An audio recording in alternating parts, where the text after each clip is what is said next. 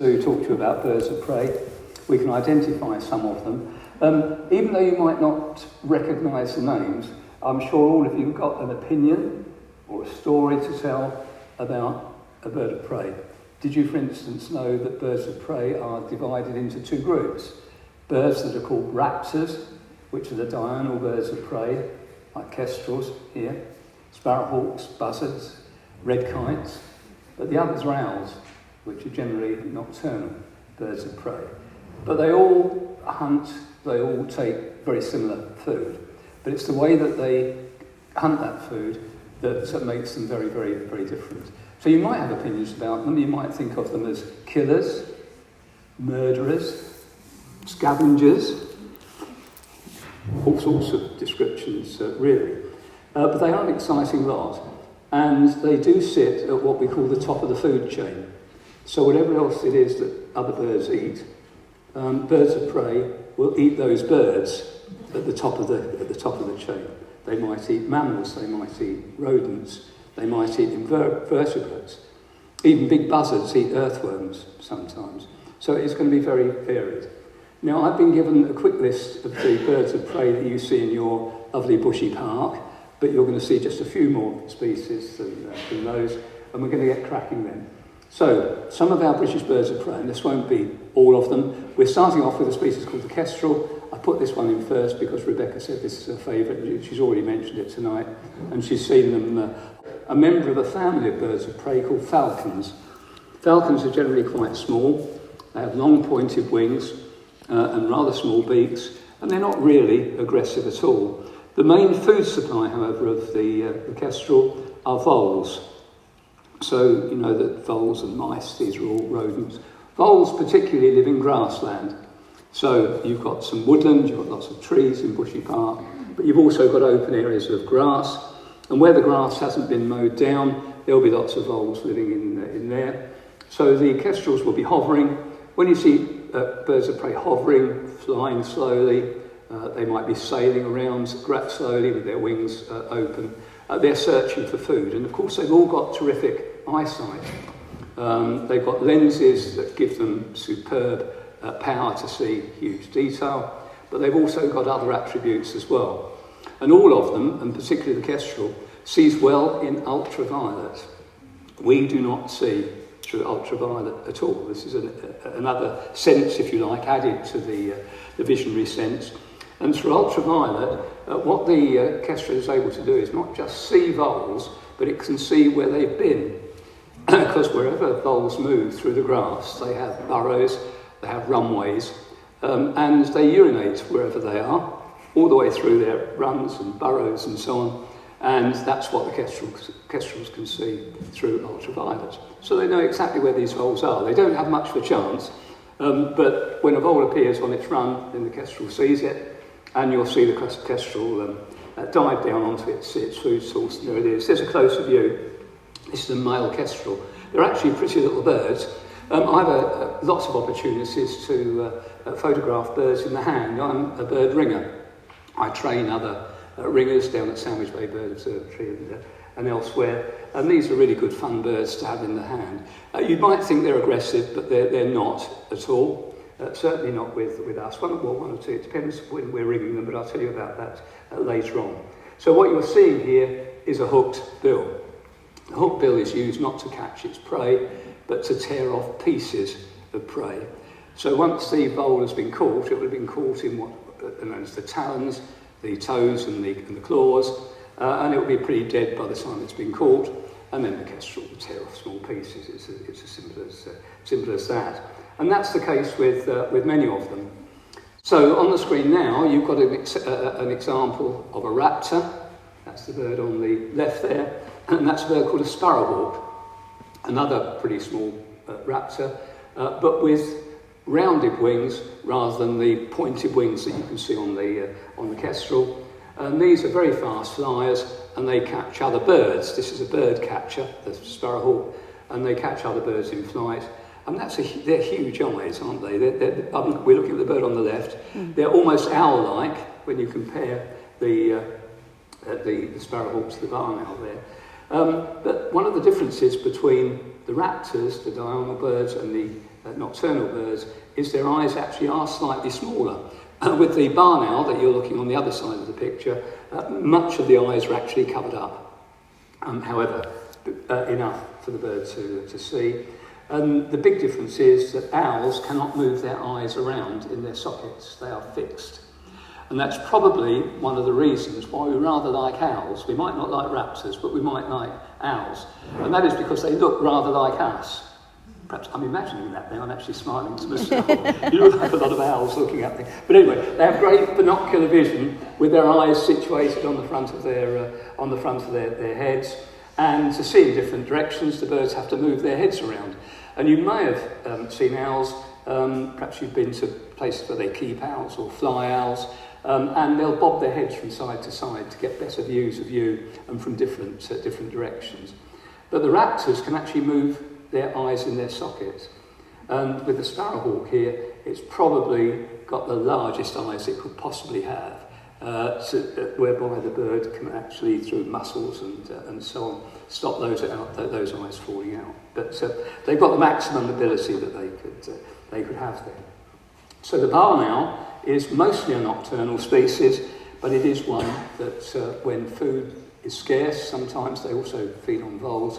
They'll be flying around in daylight sometimes, and particularly when they've got young, they will definitely be flying in the hours of daylight to get as much food to take back to their young as possible. Another raptor and another owl here. The raptor on the left is another sparrowhawk, but I don't know whether you agree, it looks a lot bigger and fiercer than the one I just showed you. Well, I have to tell you, this one is a female, and the one before was a male. And the females in raptors are generally quite a bit larger than the males. And when we're ringing birds, we take a lot of detail from them. We have to be very accurate and so on. And one of the things we have to do is to age them and sex them. And all we've got to do is to measure the wings of the female sparrowhawk, and they're much larger than those on the males, but a much fiercer bill as well. And that means that they can take a wider variety of food. And a sparrowhawk can actually certainly take down a collared dove, wood pigeon, fly off with them. That's really quite big, heavy prey. The one on the left there is a short-eared owl, and that's another daytime hunter. They come down to the southeast here, usually as winter visitors. These are breeding birds of moorlands and wild places up in the north. They breed up in the Arctic as well. So I mentioned the talons. These are the raptors and the owls' killing implements. The bird on the left there is a sparrowhawk once again, and it's got extremely long talons. They're very sharp, and I can tell you they're needle-like. I mean, we've got to handle these birds, so we get quite good at it, because if one of those was to grab your hand, you would then need probably 2 other people to help you get all of those talons out. And it does happen, but if we concentrate, we're fine. So these are going to be pretty powerful. Staying with sparrowhawk, because this is a bird that you might see in your garden. If you've got trees around and a reasonable sized garden, you've got bird feeders in your garden, and blue tits and great tits and chaffinches come to your feeder, then that's a good food supply for a male sparrowhawk. So you might often see them coming into your garden, which they'll do very quickly. And that's where this photograph was taken, and that's a female, and she's actually killed a wood pigeon there. So when you look at the relative size of that wood pigeon, that's pretty big, probably heavier than the sparrowhawk itself. But on the left, you've got might look a bit grotesque to you, but someone I know really well allows me to use her artwork. I'm going to tell you about her in a moment. And she has worked in museums all her life and is a taxidermist, amongst other things. So she uses bird corpses regularly, and that is quite simply what a sparrowhawk looks like without its feathers. You've got all the muscles there as well, and look at those long legs, huge. So a sparrowhawk's going to need to catch and kill its prey in flight. It will need to catch its prey in front of its own face so it can see, so it needs long legs, huge talons there as well. And this is what a sparrowhawk skeleton looks like. This is also Katrina's work here, and you can see the long wings. If you look, you can almost see an arm as we would see our own, the humerus at the big bone at the top. That's the bone where the flight muscles, also called the pectoral muscles, are fixed and actually move the bird's wings. Then you've got an elbow, if you like, with an ulna and radius, the two bones there. Then you've got a wrist, and then you've got two bones there. They're actually like our fingers. And the primary wing feathers, the long feathers on the end of the wings, are attached to one of those fingers. So that gives you an idea of the skeleton. But again, the body size is small, so the bird is all wings, all arms, and all legs. And this is Katrina van Grauw, and she's the lady who allows me to use this fantastic artwork. I'll put a few more of her pictures in here. Now, this is not a British bird, but I really like this picture, this artwork that she's done of the skeleton of a bird called a secretary bird, which is a species from Africa. They're quite widespread in Africa. This is a bird with even longer legs than the birds we've just been looking at. And they catch snakes. They catch snakes and lizards. But if you're going to catch snakes with your feet, you don't want short legs. You've got to deal with the snakes at some distance, and they will actually trample them to death. It's as simple as that. But anyway, another nice skeleton from Katrina. I spend a lot of time with barn owls. I'm actually really lucky. You're lucky to see a barn owl. You're not going to see them every day of the week. And because I'm a bird bringer, it enables me to I have a licence to visit their nests, and we do that to monitor them, see how well they're doing, see how successful their young are. We ring the young birds, we ring the adults if we can, and we can actually follow their progress, because they're hopefully going to come back and reuse a nest site again, or perhaps another one elsewhere, which we're monitoring. So an adult bird on the left, they're often associated with barns, hence the haystack there that it's on. But they will use holes in trees as well as natural nest sites. And because they use holes in trees, as you might have found with the blue tits in your garden, if you put a nest box up and a hole in the front, they'll use it. Or barn owls will do exactly the same thing. The picture on the left actually shows a nest inside an old oil drum shoved in the top of a barn, and that shows the 4 young birds. There's not an adult in there, but of course each of those young ones is a different size, including the small one in the front there. This comes as a result of the fact that with most raptors, but with owls particularly, birds of prey and owls particularly, they lay their eggs at intervals of several days between each egg. And what they do is what the female then does is to start incubating the first egg before she's laid the next.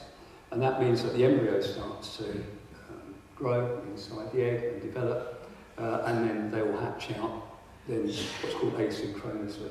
So they all come out at different sizes. That has some value because it means that not all the young are going to stay in the nest site for as long as others, and they can move out in case of predators come into the nest and so on. So it's a matter of some of them at least might survive. So the interesting detail there on the artwork on the left, because it actually shows a shaved owl's head. But it does show the shape of the feathers around the head, and it also shows where the ears are. They're those dark holes behind the eyes. My photograph on the right-hand side there was not taken from a live owl. I'm afraid that was a dead specimen. I would not yank an owl about, open up its feathers and look at this sort of thing if it was alive. But that is the detail you can see. If you imagine that bird facing to the left, that's where its eyes would be looking. These are the feathers that make the dish around the head. And I've pulled the facial feathers back, and all the pink area there you can see is an ear. They are enormous. Barn owls actually could and do find and catch their prey purely by using their ears. And of course barn owls are extremely white. Some are a darker colour on the back. And on the photograph there, you can actually see one of our barn owl boxes that it's flying past. It's a triangular shaped box, and that works really, really well. And I visit something like 80 of those boxes every year with a team to monitor barn owls. So here's another one flying around before dusk there, and the inset shows the edge of the feathers on the leading edge of a barn owl's wing. If the edge of the wing was sharp, as it is on many other birds, as the bird powered itself through the air, that sharp edge would create sound. It would really move air around and therefore become quite noisy. But with the serrated edge, which is exaggerated, well, it's not exaggerated there, but you've got an extreme close-up there, it actually breaks up the sound of the air moving over the front of the wing, so they're able to fly silently. Now, the obvious reason is that they can then silently come upon their prey. But it also means that the bird itself does not hear its own wings and therefore can hear the sounds made by the prey. So what do we do when we ring birds and monitor them? Well, we do use pliers, and the pliers have got holes in that actually fits the ring size of the bird that we're ringing. So we can never shut those pliers down on the bird's leg. And over on the right-hand side, you can see the tiniest of barn owls. That's about the size that we can start ringing them from. They're only out of the box just for a couple of minutes. We usually weigh them as well. We can see how much fat they're carrying, and we can actually age them at that particular point. Because they nest in holes, any birds that nest in holes usually lay white eggs. The reason for that is that the pigments that colour eggs are quite expensive for the birds to produce in the form of energy. So if they can lay white eggs, which is no pigment at all, great, they're winning already. But the fact that they're in a dark chamber means that with the white, any light there is around it means they can actually see them quite well. And we've got a tufty-headed youngster that's grown for about 5 or 6 weeks longer than the tiny one on the other side. I don't like to put pictures of me in, but this is me at a barn nest box. And it's inside that rather dilapidated cow shed that you can see in the photograph there as well. We visit many locations, and I think we've been visiting this one for a good 12 years, and the box there always has owls nesting in it. And you can, just above my head there, see the young ones actually in the box. And I'm taking them out there and putting them safely into a warm, cotton, soft, dark bag. Naturally, they nest in holes in trees, but holes in trees aren't easy to come by. However, when you've got big planted trees in London parks, there are plenty of choices for the birds that like to nest in them. The next owl I put in here is probably the most famous, and that's a bird called the tawny owl. And the tawny owls, as you know, go to-wit, to-woo. But to produce that sound takes 2 birds. It's only the male that hoots, and I've got a bit of a throat, so I'm not going to be able to do this, but he goes, ooh, ooh, that sort of sound, so right. But the females, when they're hunting nearby, will call out, quick, quick. So, quick, ooh, is to-wit, to-woo. Yeah. And they're brown birds, often called brown owls. They usually nest in woodlands, and they definitely nest in holes in trees. And they're the most numerous of all of the owls in the UK. I've also got a licence to monitor these, and that's a chick that I took out of a nest box, ringed it very quickly, put it down for a nice photograph, and then put it back in the box. There were 2 of them inside the box there, and that's the, and that on the other side of the picture is the open-fronted box. We get a huge amount of detail from these nest visits, and the information we get is useful to know really what sort of boxes to put up, that we're increasing populations by doing so, and that the whole thing really, really works. It also means we know something about populations of the birds as well, whether they're declining or not. The nest shown in the photograph there is an unusual sight for a tawny owl. It's actually laid its eggs and it's raising its young on the top of an old squirrel's tray in a Scots pine. That was about 30 feet up in a Scots pine. And that was taken in the days of slides, because transparencies. So a long time ago when I used to climb trees. And I built a hide 30 feet up in the adjoining tree to get those photographs. The third owl that is most common and most widespread, and I'm sure you must have them in Bushy Park, are little owls. These are really tiny birds that are actually very ferocious. They're ferocious hunters. They mostly feed on insects, and they've got quite long legs, although that doesn't show there. But they'll run around through the grass at night, hopping about, catching moths that are flying, picking up beetles, taking earthworms back to feed their young. And here's an adult actually at night now. The previous bird was roosting on the end of an old barn during the day. This one has got its nest in a hole in an ash tree, and it's actually looking at my flash gun. I've got light that I can use to light the birds up, and it's seen that gone off, and now it's wondering where that light is again. But anyway, it's got a moth which it's feeding its young, and the young all hatched and fledged successfully, and that's the 3 of them. I'm not sure what they're watching there. They're looking down on the ground. There's probably a beetle running around, I should think, that they actually quite fancy.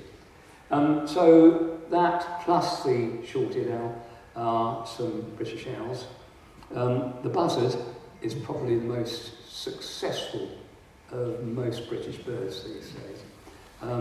Buzzards, which are quite big birds with big rounded wings, they do a lot of soaring, flying around with their wings open and rigid. They will feed on carrion, but they quite like rabbits. Good food source for buzzards. They were actually eradicated from the whole of eastern Britain back in the middle of the 19th century, totally wiped out by gamekeepers, right the way up the east coast, right the way into Scotland as well. And they managed to hold on in the wilder parts of the west of Britain and the north particularly as well. But they've actually made a comeback because birds of prey aren't persecuted as much as they, well, to a certain extent, are not persecuted as much as they used to be. And we now see them here. This is a bird that you'll see regularly here. I come from Kent, right way over in East Kent, where Sandwich Bay is, and they've arrived there, and their numbers are increasing, the most numerous of all of the birds of prey. They're wonderful flyers. How about that one on the right there, almost doing what my bird is doing in the photograph.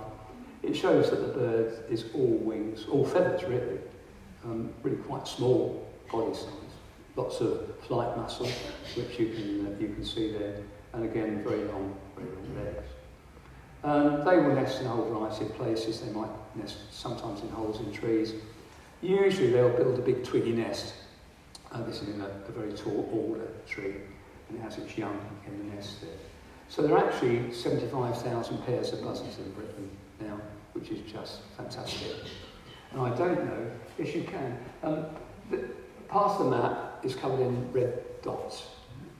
The western part of the map is covered in a salmony coloured tint. The salmony coloured tint was where the buzzards were confined to once they've been eradicated from the eastern side of the UK, and the red dots mark a 10-kilometre square in which buzzards have been found. So in other words, they've come back. That really shows a map. And we live on the Downs, where the North Downs come out into the sea near Dover, and there are lots of rabbits there, and we see lots of buzzards. Here's a sparrowhawk in flight. This is a bird that you might see darting into your garden after other birds. We've already looked at some photographs of these. This is a male sparrowhawk. The males are grey, the females are much browner. They fly fast, and they're very accurate usually in catching their prey. And here's our hovering kestrel again. That's a female. The male I showed you earlier on has a blue-grey head, and there's one perched on a wire. They'll always perch in open places. Kestrels are really easy to see. And they're really rather nice-looking birds, and we all quite enjoy them. But then we see one catching something in our garden, and perhaps we're not quite so happy with them. Kestrels, because of the way they hunt, don't come into gardens quite, it depends on how large your garden is, as much as sparrowhawks. But on Boxing Day one year, when I lived in West Kent, we'd had lots of snow, and food was a bit scarce for pretty well everything. The kestrel did come into our garden just as I was washing up after Boxing Day dinner, and I'm afraid I didn't complete the washing up. I was in trouble, but I did come up with some good photographs, and this is called a starling. Kestrels don't usually catch other birds, and certainly not starlings. And the first I saw, as I looked out the kitchen window, well, I looked up because of the movement, was actually a starling flying past, dragging a kestrel behind it. Because starlings are actually quite big. But anyway, the kestrel obviously overcame, and down it came. So that's a bit gruesome, I'm afraid. Now I've moved to a village called Kingsdown in East Kent, and we have one in our garden again. And this one is actually called a young rat. We've got fields cultivation around us, so it's no wonder there are rats. But that kestrel certainly did what it could to eradicate the rats for us. So as I said, falcons are generally smallish birds with long pointed wings, and this is the most powerful of any British bird of prey. It's a bird called the peregrine, or peregrine falcon. They nest in towns and cities, and they nest on buildings in the same way that they nest on our chalk cliffs not far from where I live. They nest in little caves there, sometimes actually out in the open on ledges on the cliffs, and they're really fast flying birds. They can fly up to 180 miles an hour, that's when they're stooping. And they will mostly catch birds like pigeons, or the size of birds like pigeons. These are a bit bigger, and they're just great birds to see, very, very powerful. They do make a bit of a mess when they've made a kill, but we forget about that. They still look very good. So the young ones take a long time to fledge before they can successfully hunt themselves. It's not like finches, whereby the young birds can peck around and find seeds and gradually get used to it, but usually fairly quickly. But the hunting techniques of a raptor really do need to be learned.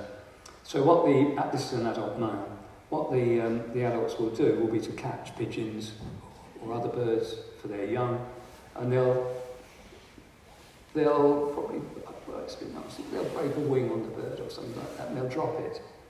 It'll land on the ground and the poor old pigeon's going to flap about. But within seconds, the young bird comes on top of it. So they know how to eat, but they don't know how to catch their prey, that sort of size, at that sort of age. And that's what's happened here. And that happened right in front of me one day. Luckily, I had my camera, because the adult dropped the pigeon within 20 yards of me. So I just stopped still, and the young one came up and fed it. This is looking much paler than the adult.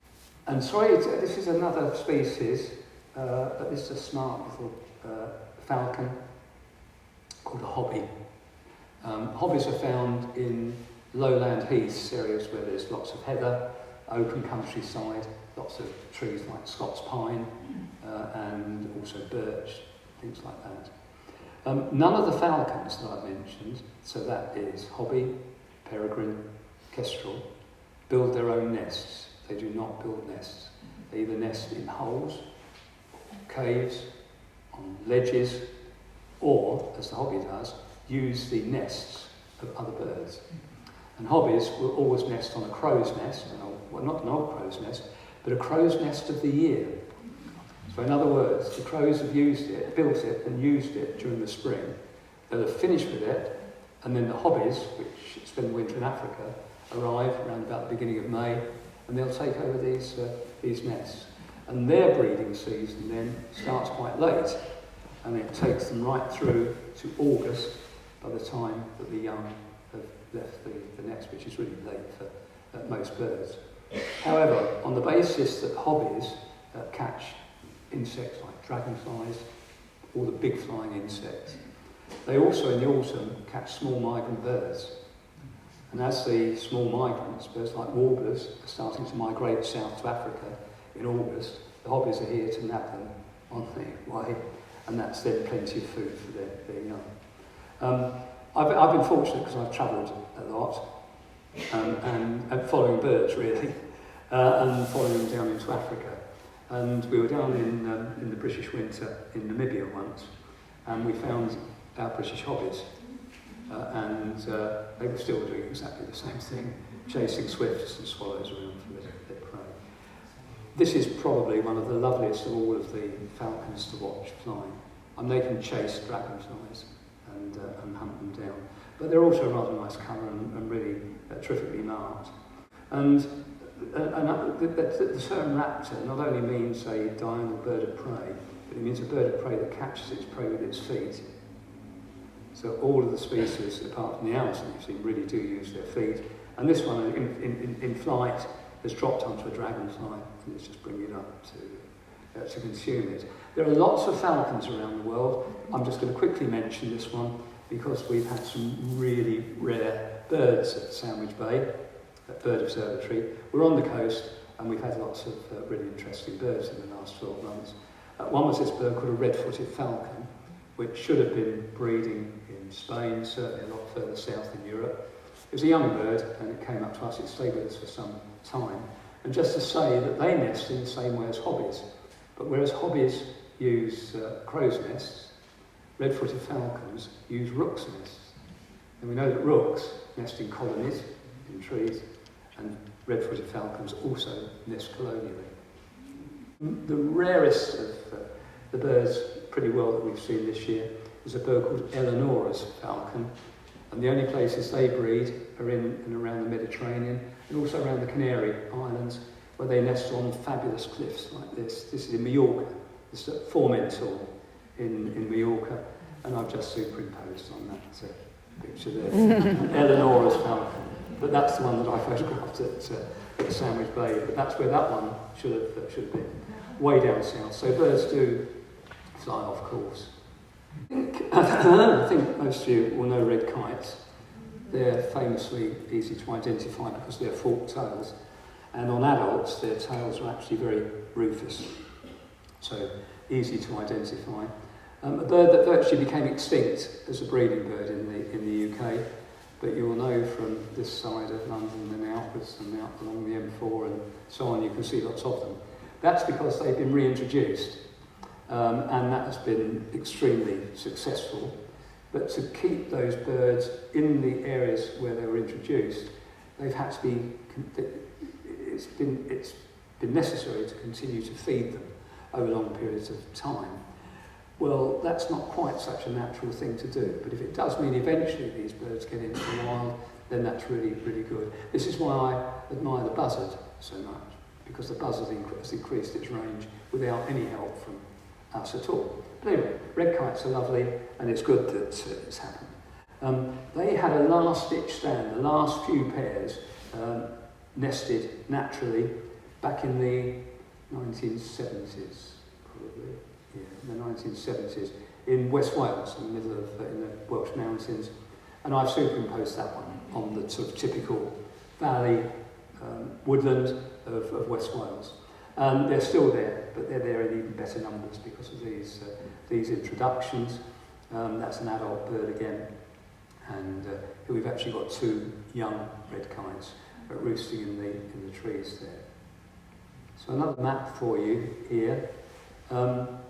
Each of the counties of Britain where red kites have become extinct around about the end of the 19th century, in the middle of the 19th century, the letter E there, can you see that E on the map, indicates that the birds have recently become extinct from those areas.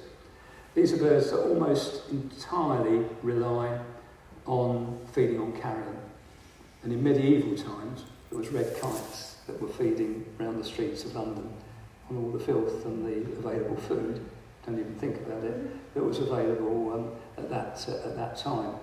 But they were still centred in that pink sun-coloured area in Wales.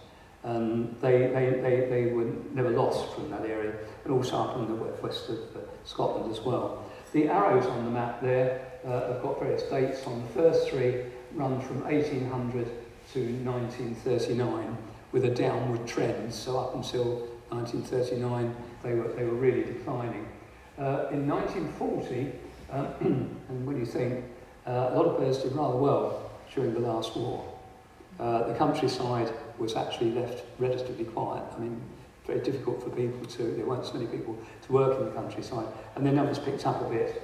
And then they did so again, 69 to 95, and then again, as soon as they were introduced, their numbers went up, and that shows that rather well. And here's some interesting facts and figures, because it's a bird that a lot of people are interested in.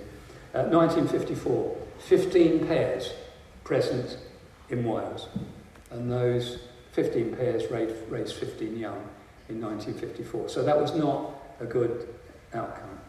1955, somehow or another numbers went up. 55 birds were present in Wales. 68 to 71, between 19 and 26 pairs were breeding, still pretty poor. 1972, it's picking up, 80. 1990, 13 pairs were introduced from Spain into England. So all the original kites that were introduced came from Spain into England and Scotland, and they rose to 92 pairs in 91, 2011, 2,000 pairs, of which 1,000 were in Wales, 800 were in the Chilterns, very famous place, of course, these days for red kites, and that's where the bulk of those first birds were introduced. Current population, 4,400 pairs. Really good. Although there's major issues for wildlife in the UK these days, and now with the political situation, it's going to become really bad. The RSPB, Royal Society of Protected Birds, our County Trust, Kent Wildlife Trust, just cannot afford to keep pace with all the developments that are going on and so on. But birds of prey have actually done well. They're standing up quite well at the moment, somehow or another. We measure the status of birds with a sort of a colour coding. I'll keep it simple. This colour coding is produced under a scheme whereby the BOCC, which is the name of the scheme, talks about birds of conservation concern. If a bird has a status of red, it means it's under enormous threat and is likely to become extinct. So in 1996, the status of red kites was red. The degree underneath that is amber, where there's still some concern, and green means no concern. So the red kite is a bird which we're not concerned about at all because it's done so well. The oldest individual recorded in Britain, 25 years old. That's quite a good age. A lot of raptors can reach that sort of age, the larger ones. But a typical lifespan will be 4 years old. They breed age 2. If you haven't seen red kites, but you must have done, I think, most of you, you can go to a place in West Wales called Buckingham Farm, where they feed the kites. And I've just superimposed a few things on there, but that's the tractor that comes out and puts the meat out every day for the birds. And on that day, there were 400 red kites that came down for food. So if you've never seen one, book a day at Buckingham Farm, and you will have a good opportunity of seeing 400 red kites. The osprey probably is one of the most famous of our birds of prey, a fish-eating bird that became extinct as a breeding species, came back to breed in Scotland for the first time, around the Cairngorms and the lakes there, feeding on trout and salmon, that sort of thing. Although they're very famous, there are only 400 pairs of them in Britain still, but those birds are actually doing quite well. And like other birds of prey, like the buzzards I mentioned just now, they do build nests, and they build a huge platform high up in a tree. They're fish-eating birds of prey, so they will fly over the water and plunge their feet in for a fish that's near the surface. So the undersides of ospreys are white, and if you're a fish and you're looking up at the sky, no good being a dark bird of prey because you'll be seen straight away, so useful if you're white. That's the reason for the colouring there, and that's how we identify them as well. The osprey is the world's most widely distributed bird of prey. You can see them in the Americas, you can see them right the way through Asia, you can also see them in Australia, you can see them in Africa. And in fact, the osprey that comes to us migrates to us. You've got a map there, and those arrows indicate migration routes of ospreys. And the ospreys that breed in Britain spend the winter in West Africa. You follow those green arrows on the map, they're pretty visible there. But ospreys also breed up in Scandinavia, and before they move south to Africa, they fly to us first. That's those orange lines there. And I've been to West Africa and seen ospreys during the winter, and they're on the coast of the Gambia here. Nice and warm, nice sort of fish, sheltered estuaries and so on there, which is really good for them to feed. At one time, the largest bird of prey we ever saw in Britain is the golden eagle. For a lot of birds of prey, to photograph them nesting you need to, and I've got one there, a licence, a Schedule 1 licence to do this. So you can actually see the golden eagle there. This is all superimposed. I put it on a background, so I don't have to describe to you the sort of habitats where they're found. That's there for you to see, pretty remote stuff here. And to the adult's right, you can see its chick, which has grown quite large. It's pretty white. It's got black feathers on its back, growing quite well there. They always lay 2 eggs, and initially they'll usually have 2 young. But 2 young is usually too many for the adult birds to feed. And if there's a lot of food, both will survive in that year. In years where there's less food, then one young will actually consume the other one. This does, I'm afraid, happen with owls as well, and is a useful source of food just to keep them going. They're enormous birds. They have a huge wingspan, 7 feet or more, and you can see one flying in that photograph as well. Last of the diurnal birds of prey I'm going to speak about, and one that you may not have seen, but it's an important one, and it's probably the raptor that has survived less well of all British birds. And that is because of absolute persecution by just about everybody. And unfortunately, it's mostly by gamekeepers. And the other bird in the picture there, on the right-hand side, I don't know whether you'll recognise, within its habitat up on the Scottish moors, is a bird called a red grouse. You don't just drink red grouse, there's a bird called red grouse. And they live in amongst the heather, and they're natural native species of heather moorland. And the red grouse requires heather. It couldn't survive without heather. It eats heather. It eats the young shoots of heather and some of the older plants as the year goes on. They literally roost in amongst the heather. The heather gives them cover, and they nest amongst the heather as well. Now you'll know that our heather moors are managed, and I'm going to be a little bit forthright here. Our heather moors are managed, and they're managed for red grouse. The heather, the ling, Calluna vulgaris it's called, isn't it? Will only grow in dry places. It only grows on dry moorland. If the moorland's wet, which it often is, no heather, and you won't see any grouse there. Now obviously the grouse moor owners need to produce as many grouse as they possibly can. So over the years, and it's continued, they've actually drained more and more of the moors. And as that's happened, and we don't only see moorlands in Scotland, we see it in northern England as well, Yorkshire particularly, they've drained many of the moors there. And what does that mean? It means that the moors can't soak up all the water because it's high rainfall over upland Britain. What does it do? It floods down into the valleys, and it's flooding Yorkshire towns. And that is because of the way the moors have been managed. And nobody seems to be worrying about that at all. They don't like to see this bird of prey here. That's a bird called the hen harrier, because they do take a few grouse chicks. Not very many. So on all the English moors 5 years ago, there were no breeding pairs of hen harriers at all. They'd been wiped out. But it's hard enough, I'm sorry if anyone's a policeman, but I'm not talking about individuals, but it's hard enough to find a policeman anyway.